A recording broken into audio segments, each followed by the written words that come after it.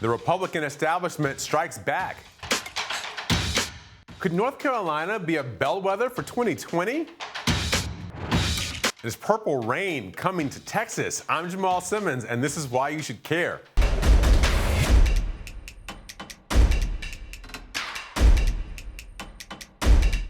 There's been a lot of talk about the Democratic primary election this year, but today we want to focus on the GOP primary. Yes, believe it or not, Donald Trump is facing a few primary challengers for the 2020 election, though they are a bit of a long shot given Mr. Trump's popularity within the Republican Party. Former Massachusetts Governor Bill Weld and former Republican legislator Joe Walsh are hoping to face Donald Trump for the 2020 GOP nomination. But if Trump's challengers stood any chance at taking on the incumbent president, the odds are getting tougher. According to a political report, 4 states, South Carolina, Nevada, Arizona, and Kansas, are planning to cancel their 2020 GOP presidential primaries and caucuses. Confirmation could come as early as this weekend. Now, this isn't the first time this sort of thing has happened. Republican parties in some states have chosen to forego nomination contests in the elections of Ronald Reagan and George W. Bush to ensure a smooth renomination process for the incumbent.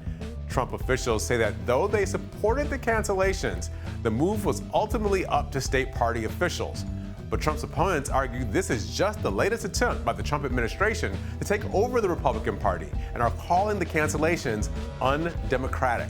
Now, here's why you should care. The president ran as an anti-establishment figure. These moves are evidence the establishment of the Republican Party is firmly behind the Republican president. For voters looking for another choice, that choice just got harder to find.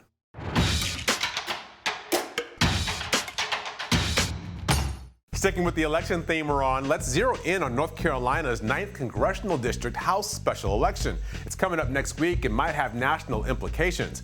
This is a traditionally Republican seat. Trump won it by 16 points in 2016. But this special election is looking neck and neck. Last year, there were such election irregularities that a do-over was called, and the Republican candidate Mark Harris dropped out. The candidates on the ballot next week are Republican State Senator Dan Bishop and Democrat Dan McCready.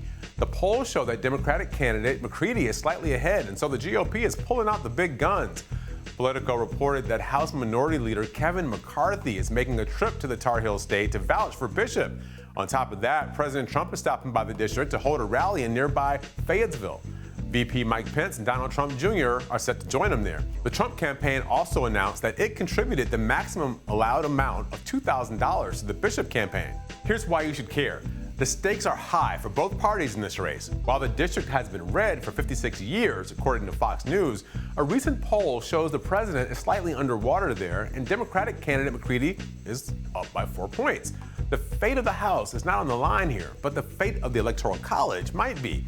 Donald Trump is looking for an Electoral College repeat in 2020 to return him to the White House. If a Democrat wins over the area, it could give the Blue Party a foothold in the purple Tar Heel state that might have a big impact on the 2020 election.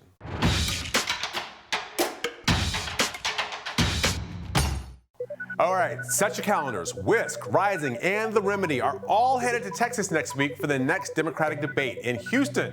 Texas is traditionally red these days, but Democratic and GOP strategists think there might be a purple rain coming in the Longhorn State, where even the Blue Party has a shot.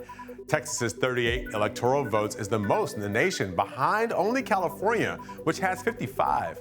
Republicans are confident they'll keep the Senate seat that's on the ballot, but the House, that's another story. And what many people are calling a Texodus, 5 House Republicans from Texas have retired, and Dems have their sights on 3 of those seats.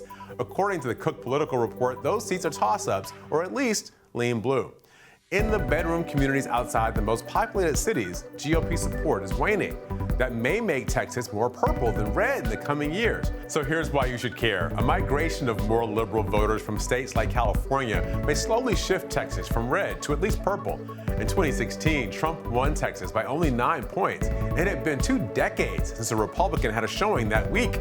If Democrats win Texas, the bottom will have fallen out of Republican politics. Then there's no path whatsoever for the president to get back to the White House. But the possibility for that happening is slim.